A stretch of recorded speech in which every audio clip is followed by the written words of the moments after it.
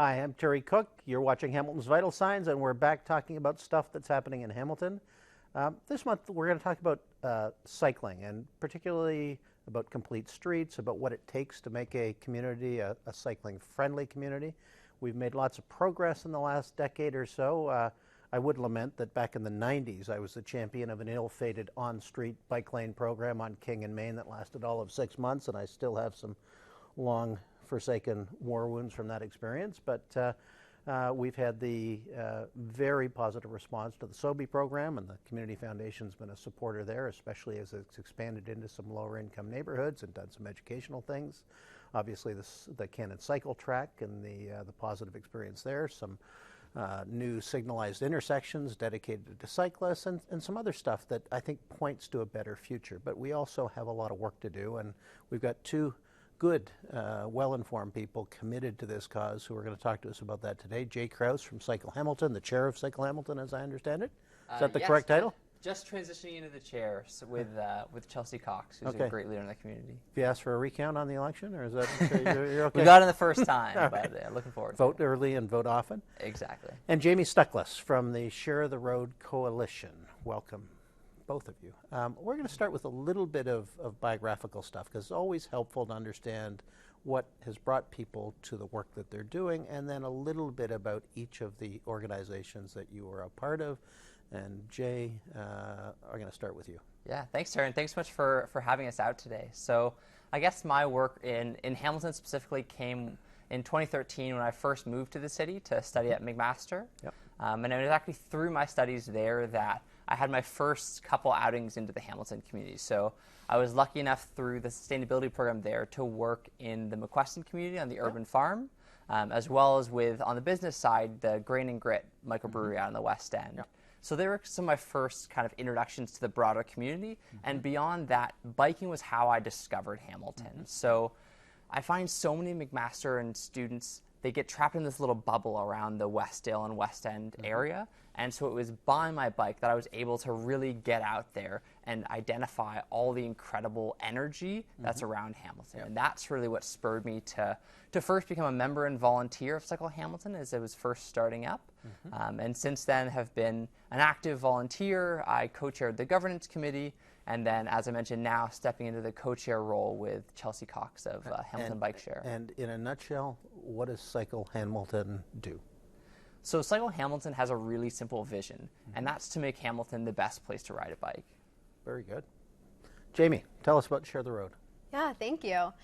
So I work for the Share the Road Cycling Coalition, which is a provincial not-for-profit that's working to advocate at the provincial level for policies and funding that make it safer and convenient for people across Ontario to ride bikes. Yep.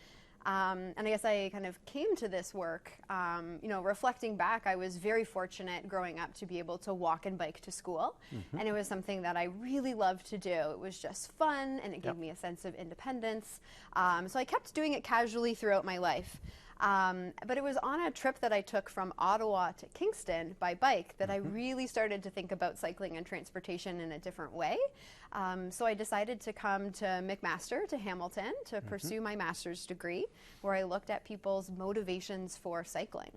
After that, I went to work in Ottawa, promoting walking and cycling to school. And I really loved that job, but I found that I was really addressing issues on a case-by-case and a school-by-school scenario, and I really decided that when it comes to transportation, provincial level policy change was where I wanted to have an impact, and so that's what led me to the provincial organization, Share the Road. And tell us a bit about the roots of Share the Road. Yes, so Share the Road actually has some fairly local roots. It was founded by a woman named Eleanor McMahon, who is based out of Burlington, and she started Share the Road after the tragic death of her husband, OPP Sergeant Greg Stoppard. He was hit and killed while riding his bicycle training for a triathlon in Milton in 2006. As a result of that tragedy, Eleanor took that and took her skills and experience and started Share the Road so that she could advocate so that other families didn't experience the tragic loss of a loved one by bicycle. And actually, I took on my current role with the organization when Eleanor ran for office and became the member of provincial parliament for Burlington, and then the Minister of Tourism, Culture and Sport, and the president of the Treasury Board. Yes. And sadly is no longer there because she's both a buddy and, in my opinion, notwithstanding the fact she's a pain in the butt, one of the more effective legislators that we've seen in some time, and a longtime friend. She's very effective, and I'm happy to say that she's joined our board of directors. Excellent. Yes. So I'm going to put you on the spot. One of the concepts that is identified with Cycle Hamilton and other advocates is transportation justice. And I think it informs much of the way in which we think, or perhaps should be thinking, about how we share the road. Talk about that concept. Yeah, absolutely. So transportation justice is built around creating a system, and a system that makes it safe, affordable, accessible, and provides healthy options for transit that's multimodal, right? Giving people access to whatever mode they choose for each circumstance. Yeah. So looking at the Hamilton specific, it's a really interesting kind of case study because it's so clearly designed for the movement of cars. And so that's what's most important today, is the baseline of transportation justice is not about specific bikes, but in the position that we're in now, there's this decades-long infrastructure gap for people to safe walk and safe bike routes across our city to all different destinations, whether that be to school, to the library, to work. And so transportation justice really simply is just allowing people to choose the mode of transportation that best suits their lifestyle. And to not have to put their life on the line to contemplate either having their kids or themselves go from home to school or home to the grocery store or home to work on their bike. Absolutely. That's kind of the unfortunate position we're in some points today, and that's why we're really encouraged that the city has taken this strong stand with Vision Zero that sets that really clear mandate that no one should be seriously injured or killed while riding their bike. And I think that's a really fundamental baseline to strive for. So let's talk a little bit about what informs the decisions by families, kids, adults, about how they're going to move around. And you mentioned earlier that you had done your master's thesis on attitudes towards cycling, and I want you to flesh that out a little bit for us. So what did you find? Sure, thanks. It was actually really fun to reflect back on that thesis from almost a decade ago and see that a lot of it still resonated with me in my current work. So the thesis really looked at, I think, in the cycling conversations, we talk a lot about infrastructure and about safety. And I think that's really crucial. But we also need to recognize that we won't achieve the modal shift and the change towards cycling that we want unless we also address people's attitudes towards cycling. And we need to look to give people compelling reasons to ride bikes, but also compelling reasons to support cycling in their community, even if you are not personally going to ride a bicycle. So in my thesis research, we kind of looked at what motivates people to ride bikes. And, first, there was a lot of the things that you might anticipate. People rode bikes because of the environment, and people rode bikes because of health. But one thing we found was that people's motivations may change over the course of their lifetime. So people who were under 25 years of age were more likely to say that they cycled because of the environment, whereas people over 45 were more likely to say that they cycled because of health. So just being able to provide people with compelling messaging that suits the life changes that they may be going through. Another interesting change that actually reflects some international research that's been done is, regardless of how we may feel about cycling, if it's convenient, people will do it. I may want to cycle because it's healthy, but if it's not a convenient option to do, I won't do it. Right. And lastly, an interesting finding was people really emphasized the joy of riding a bicycle. And that can often get lost in the conversations about infrastructure and safety, and kind of having that constant reminder that we need to talk about how fun it is to ride a bike, and safety feeds into that. It's obviously much more fun to ride a bike when you feel safe doing that, For sure. but recognizing that it's a great way to add physical activity into your day, but also, a brief period of joy on your way home from work. Indeed. We've got a couple of minutes before we need to go to a break, but Jay, inevitably this bumps up against political will, vision, and community attitudes, the need to design thoughtfully and to be courageous in our public policy decisions around complete streets and cycling infrastructure. And increasingly we hear, in an age of sound bites and wedge politics, the rhetoric around this is a war on the car. And just talk to us about how your organization and thoughtful people in the community respond to that? Yeah, I think that's a really important issue, and there's two kind of really important things to note.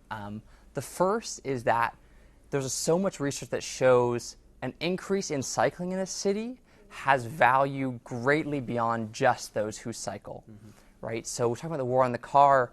For everyone who chooses to drive a car, every new cyclist takes one person who's going to be traffic out of their way, who's going to free up one parking spot in the city. So that's a huge benefit to kind of the greater ecosystem. And the second is really getting back to this idea of transportation justice as we talked about. This is about allowing people who, whether because they choose to, because they're forced to, for a wide variety of reasons, cycling or walking is their mode of transportation. By not implementing a safe route for them to hit those key destinations, we're essentially saying that that's not a valuable mode, and that's not going to be part of what we allow in our communities. And it strikes me as we go to break that there's an economic development component of this, in that smart cities are cities that are are attractive to skilled workers and young people who are frankly transient and make choices about where they want to live, where they want to pursue a career, where they may start a business. And all of the demographic analysis that I've looked at suggests that issues like the availability of safe, protected cycling lanes and access to different parts of the community on foot and on a bicycle is in fact one of the calculations that people are making when they make those determinations. So we've got to think about that too. We're going to go to a quick commercial break. Jay Krause from Cycle Hamilton, Jamie Stuckless from Share the Road Coalition. We will be right back. We're talking about cycling in Hamilton. I'm Terry Cooke, and you're watching Hamilton's Vital Signs. We live in the greatest country in the world, but too often take for granted the blessings that we have. My father arrived here as a 7-year-old at the beginning of the Great Depression, not speaking English and sharing a bed with boarders. He went on to become the supervisor of the electricians in the DeFasco foundry, and all of his children have had successful lives. We still cherish the culture of the old country, but we are first and foremost proud Canadians. God bless Canada. Emergency alerts of life-threatening events help keep us safe. That's why governments and broadcasters have come together to bring more alerts to more Canadians faster.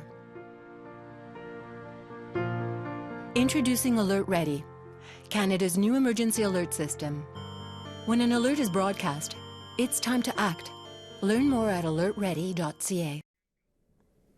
And we're back. I'm Terry Cooke. You're watching Hamilton's Vital Signs, and we're talking about cycling in Hamilton with Jamie Stuckless and Jay Krause.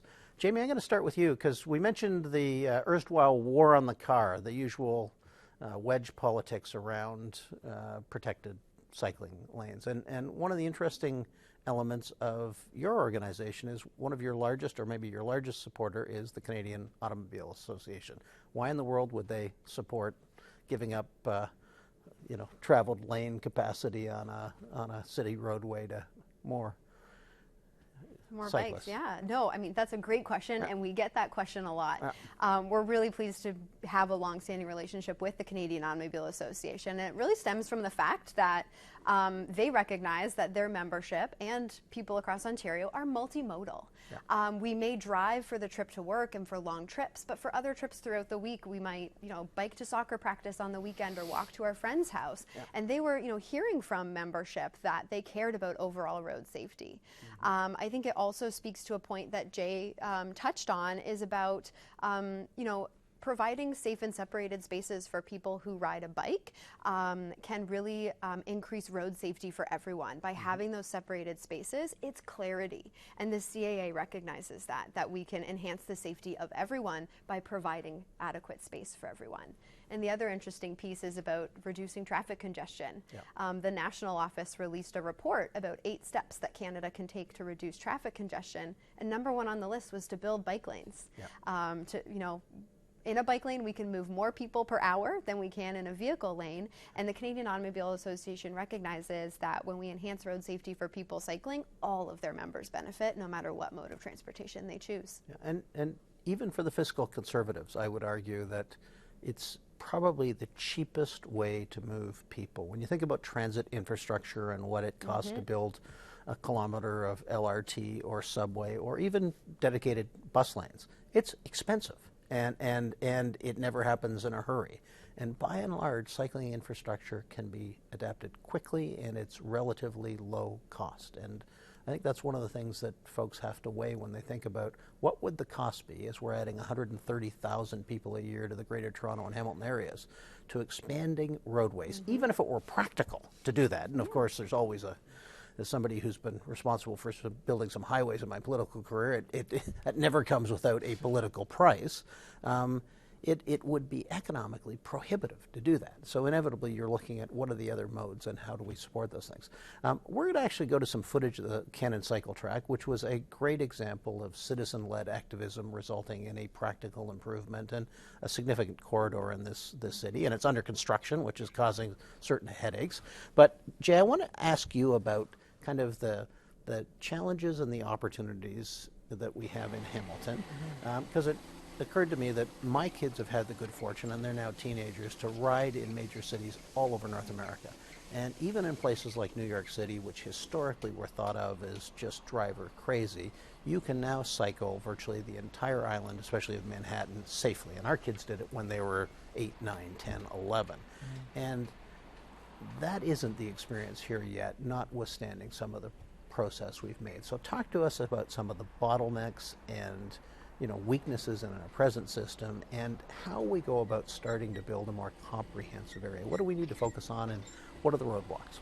Yeah, thanks. So since 2009, with the first cycling master plan, as you mentioned, we've had really great strides, and we are starting to see some of these really essential pieces of infrastructure get in place, like the Cannon Street cycle track. And beyond that, I think looking ahead, we also have some exciting new additions coming to the network.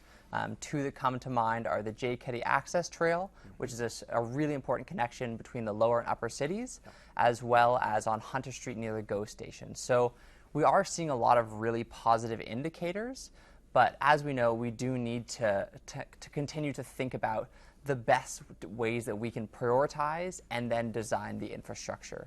So the two things that I think are really important, the first is continuing to do what we've done and identify gaps.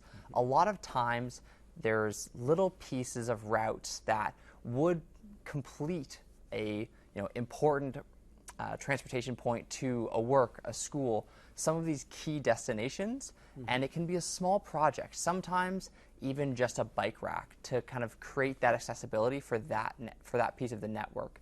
And beyond that, it's prioritizing those access points that we've talked about a couple times, right? So a couple of the key ones we would look to are our schools, our libraries, our rec centers, our places of work, and how can we really prioritize having safe and connected networks specifically targeting those areas. And so I think that's what has to be the priority moving forward. And kind of a final point there is to go beyond just looking at the downtown that's received so much of the initial investment, and what does it look more on the East End? How is the mountain cycling community kind of seeing that infrastructure built there, and making sure that we're really creating this network across the entire city? Indeed. Jamie, one of the things your organization does is it assesses and ranks or rates Ontario municipalities on how they're doing on cycling infrastructure. And you can talk a little bit about where Hamilton ranks at present, but I'm really interested in what are the lessons from other places that are perhaps farther ahead? What are they doing better or differently? And who should we look to as inspiration when we think about what this place could be like, and how we could be a true national leader a decade from now? Yeah, so through the Bicycle Friendly Communities program, municipalities across Ontario can receive an award of bronze, silver, gold, platinum, or diamond in recognition of their investments in cycling. We currently have 42 municipalities that have received the award. Over 90 have applied, so you don't automatically get an award.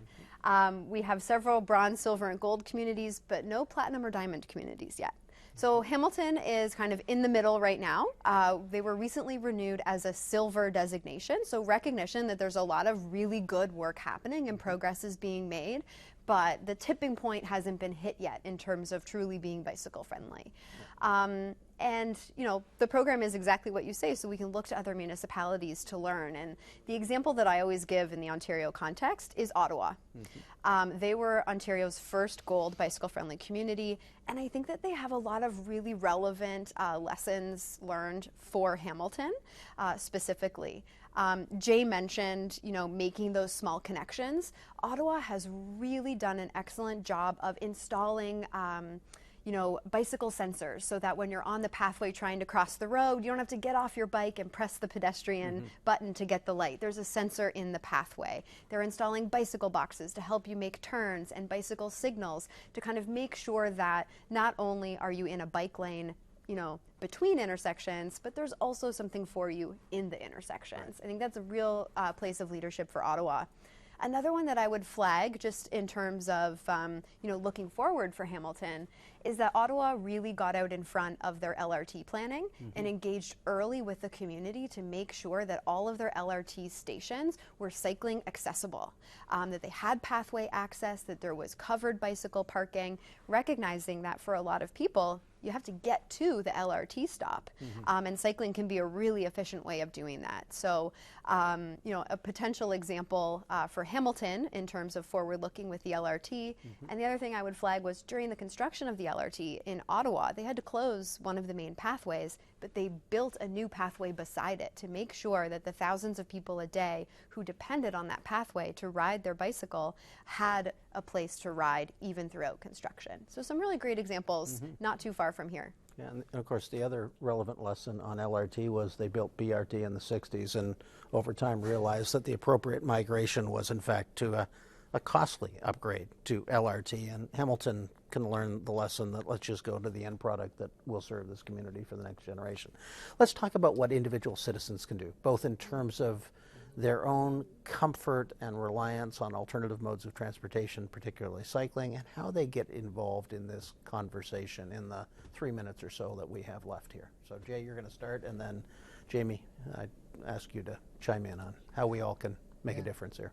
Absolutely. So there's so many different ways, and a lot of times it's simply just putting your voice out there however you feel most comfortable doing so, right? So we know that we've been lucky with this new group on council that have been very supportive of a lot of initiatives that are just getting started up.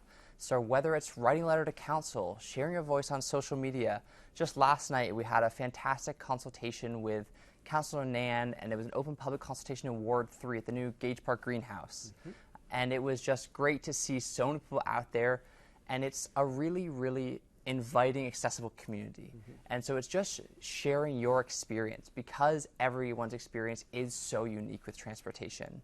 And then beyond that, I would plug a program that Cycle Hamilton is partnered with Environment Hamilton working on, which is the Friendly Streets Project, which has been around since 2017. And one of the key things that they've done is actually create a toolkit that's available online that's all about supporting and engaging resident-led groups and connecting them with important tools and resources to take the initiatives themselves and lead on these advocacy initiatives that they'd like to see to create safety in their communities.